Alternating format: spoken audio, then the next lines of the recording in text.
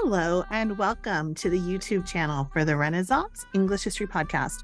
Today we are talking about some of the women that the main kind of narratives of the 16th century in pop culture tend to forget.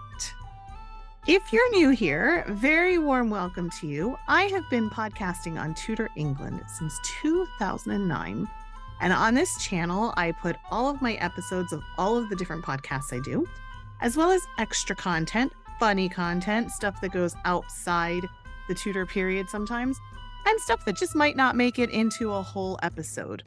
And sometimes just random things. I wanted to show you the coffee mug that I'm drinking from today. I'm on my third cup of coffee, you guys. So highly caffeinated Heather is a dangerous thing. They should take all cameras and laptops and computers and anything like that away from me. But anyway, they haven't, and so here I am. So this is a quote by Christine de Pizan. I used to sell this mug in my shop. See, it says the Renaissance English History Podcast at the bottom. But it's a quote from Christine de Pizan. It says, "A woman with a mind is," wait for it, "fit for any task." Holy cow, what did I just say? Blasphemy. Did the sky fall? I don't think the sky's fallen down yet. It might though. It might. It might. Anyway, so Christine de Pizan was she was a writer. She was fascinating. She wrote a book called The City of Ladies. She was writing at the beginning of the 16th century, end of the 15th century. And her book, City of Ladies, was revolutionary because it said that women should perhaps be educated like men, that women could go to school. And it's like I laugh at that and say like that it's hilarious and that people thought that. But look at the world. Like, look at all the countries where women don't get to go to school, young girls don't get to go to school like boys, like all over the place. It's just, that's not this channel though. This is a different channel. This is the 16th century. So Christine de Pizan, "A woman with a mind is fit for any task." And the thing that I find very interesting, the connection, is that Christine de Pizan, her books would have been at the court of Margaret of Austria because Margaret of Austria was a fan and was very learned, was very well read. So of course she would have had these books. Guess who else was at the court of Margaret of Austria at the beginning of the 16th century? Anne Boleyn. So Anne Boleyn probably read, in fact, there's some tapestries that Anne had later that represent scenes from the City of Ladies book that they say is proof that Anne was a fan of Christine de Pizan as well. So all of that is to say, she's pretty cool. I'm highly caffeinated. This video is going to talk about women. So a couple of years ago, I did a course for Himalaya Media it was called Kick-Ass Tudor Women. And I'll stick a link to it in the description. I profiled 5 awesome Tudor women, and you can get the course. It was pretty fun to do. And so anyway, it's been a thing of mine for a while that I love to profile these kind of sometimes forgotten, sometimes vilified Tudor women. The first one I love, she's my history crush. I have a couple of history girl crushes, but that really minimizes it, doesn't it, to say that? But it is kind of what they are. She's my hero, Bess of Hardwick.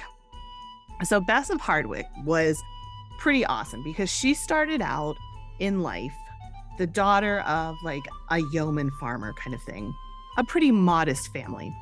And through marriages and kind of good luck, her husband's died. That's not the good luck. The good luck is that she had marriage portions and inheritances because of that. And she fought for them. So like the first one, for example, they were only married, I think it was less than a year, and he passed away. And the family didn't want to pay her portion, but she fought for it. And so that happened to her a couple of times. And so she had these successful marriages and kind of went through the ranks that way. It's an interesting career path for sure. But she wound up becoming one of the wealthiest women in England, actually just second to Queen Elizabeth herself. So she was actually the second wealthiest woman. She built Hardwick Hall. She was a builder, so she took her money and she built houses, very fine houses. Hardwick Hall had glass, lots of windows. And in fact, that was like becoming the new style. And as the architecture of this period, we start to move during the 16th century from having to have fortified castles with moats to, these beautiful kind of stately homes that don't necessarily need to be defended as much. And Hardwick Hall was an example of that. And in fact, somebody said Hardwick Hall, something like more glass than brick, or I just butchered the quote. I'll have to look for it and find it. But anyway, Hardwick Hall, she was a builder. She was also, her husband at the time was entrusted to watch Mary Queen of Scots so they were kind of like her jailer. And actually that sort of ruined their marriage, sadly, because Bess wanted to go off and travel and go to court and visit her homes that she was building. And her husband couldn't leave because if anything happened with Mary Queen of Scots, he would have been blamed for it. So it was it led to, there was also rumors that he was charmed by Mary. I mean, it couldn't have been a comfortable arrangement at all, being a jailer for Mary Queen of Scots. So it contributed to kind of the fall of her marriage, the failure of her marriage. So that's Bess of Hardwick. And I did an episode on her. I will link to it so you can dive deeper. I've done a couple of episodes on her. Super interesting woman. The next one is Anne Askew. So she was a Protestant martyr. One of the interesting things that I find about the Reformation under Henry VIII is that, of course, he was never truly Protestant, right? He always favored the Catholic liturgy, the idea of transubstantiation. When you took communion, the wafer literally became the bread, or became the flesh, the body of Christ. And if you argued that and said, actually, it's a wafer that represents it, that was a problem that could get you killed. At the same time, he wasn't really a fan of the Catholics who wanted to go back to the Pope. So he was an equal opportunity religious persecutor. One of those persecution, and it kind of depended on who was in favor with him at the time, who his leading people were. So there was a period towards the end of his life when the Catholics had more favor. This was when Catherine Parr was almost arrested. And there was a lot of burnings of Protestants during that time, and it became very dangerous to be a Protestant. Anne Askew was one of those people who was burned during that time. She was born into a Catholic family. She converted to Protestantism. That actually led to the breakdown of her marriage and her eventual arrest. She was brutally tortured in the Tower of London. She refused to renounce her faith or implicate the other Protestants. And this was big because this actually could have involved Catherine Parr. There's a lot of stories that Catherine Parr was in the same circle as Anne Askew, and that they wanted to get Catherine Parr through her, but Anne never gave any names. So she was, unwavering. They burned her at the stake. Her body was so broken, apparently, when they took her to the stake. She couldn't even walk. They had to take her on a chair. So it's a really tragic story, but she was so convicted and so much believed her faith and was so committed to her faith. And she never gave the names of the other Protestants who were in her circle, which is really, really amazing. So that is Anne Askew. Another person is, I love her too, is Levina Teerlinc. So Levina Teerlinc was a court painter. She came after Hans Holbein, and she painted for for 4 out of the 5 Tudor monarchs, because she didn't paint for Henry VII, but Henry VIII, she came right at the end, right before he passed. Then Edward, Mary, and Elizabeth. She was a court painter for all of them. Something that I find, so there's a couple things. First, she was born in Flanders. It was one of those things, I think, where her father had wanted a son, but he got her, and so he trained her up to take over his business. She got this job. She got approached to come to England. And I love this. Like, her husband came with her, which I think is awesome, because even now, it's generally men who get transfers and get jobs and are the breadwinners. And so if their job takes them somewhere, the wives go along. And certainly it would have been like that then. And I think it's super cool. Her husband came with her, and she was like the main breadwinner. And so, really awesome, really awesome on her. And she also, the other fact is that she made more than Hans Holbein did. So she actually got paid more than the more famous Hans Holbein. One of the reasons we don't see more of her paintings is that Hans Holbein did these really big portraits and kind of life-size portraits. She did not. She did more miniatures. And that was the fashion at the time as well, for people to have these miniatures that they would have in jewelry to carry around of their favorite person. Like we carry, photos on our phone or whatever. And before our phone, it would have been like the wallet size pictures in our wallet and stuff. So that's what Levina Teerlinc painted. And so that could be partially why we don't see as many of her paintings. It's just not that kind of huge in your face sort of stuff that Hans Holbein did.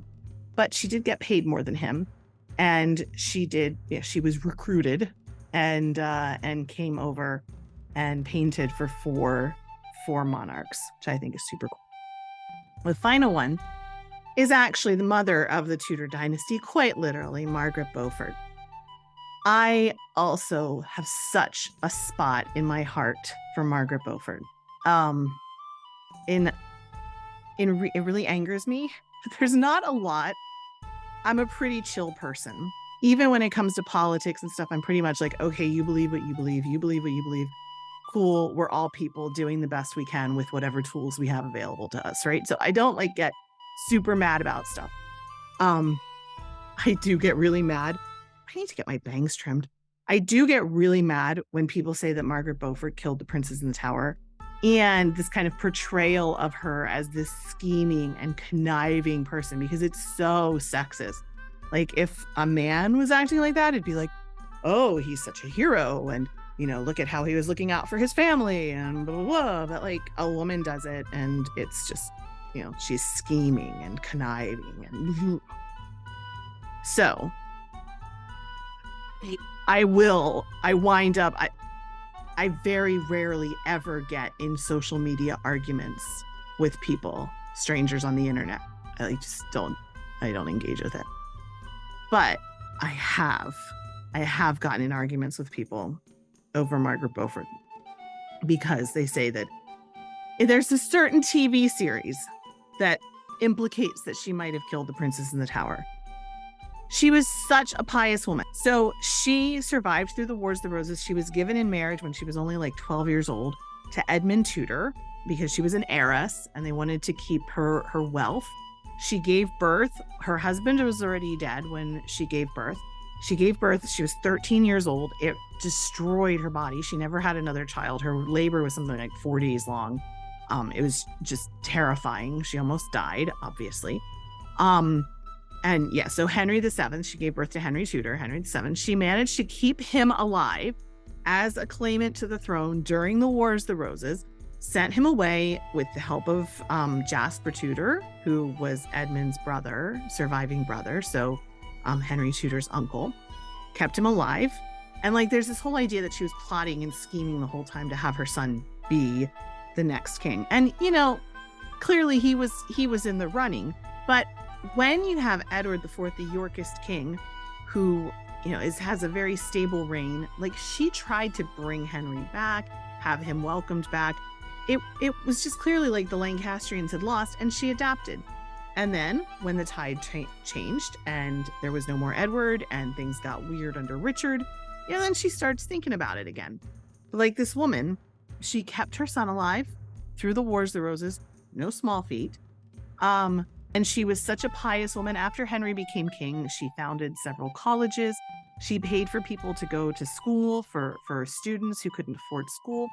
And, that's something else they say, that she was the mother-in-law from hell, because there's there's like one person who said that things were maybe a little awkward between Elizabeth of York and her mother-in-law, Lady Margaret. To start with, she hadn't raised her son. She hadn't seen her son. So her son comes back and is king. She's going to want to spend a lot of time with her son. Like, don't you think? She wants to get to know her son. She wants to hang out with her son. Like, yeah, she negotiated the marriage for him to marry Elizabeth of York. Clearly, she approved enough to have her be the queen, but she wanted to be with her son. Like, I don't blame her for that at all. Like, I'm a mother.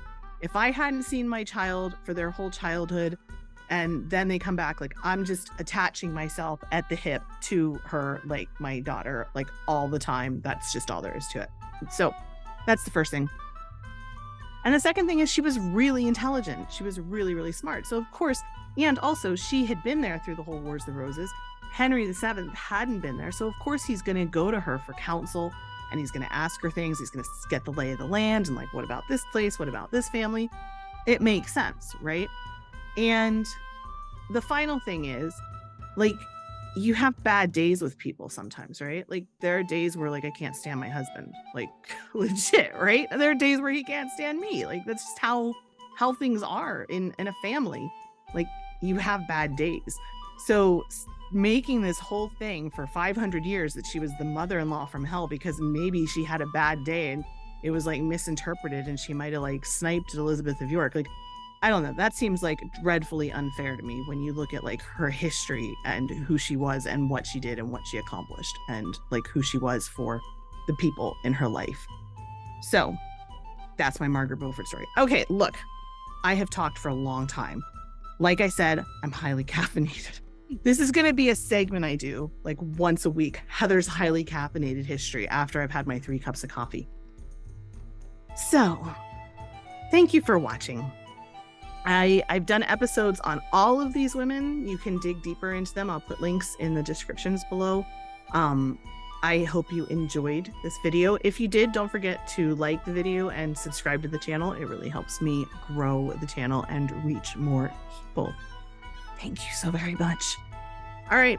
Have a wonderful day. And listen, I just want to thank you, like I said, for watching this video and acknowledge you because life is busy, life is hectic, and you took time out of your day to watch something slightly educational and learn something new or to think about something you knew already in a different way. And I acknowledge you for that. And I appreciate you for that.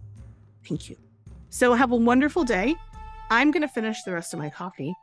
And I will talk to you again very soon.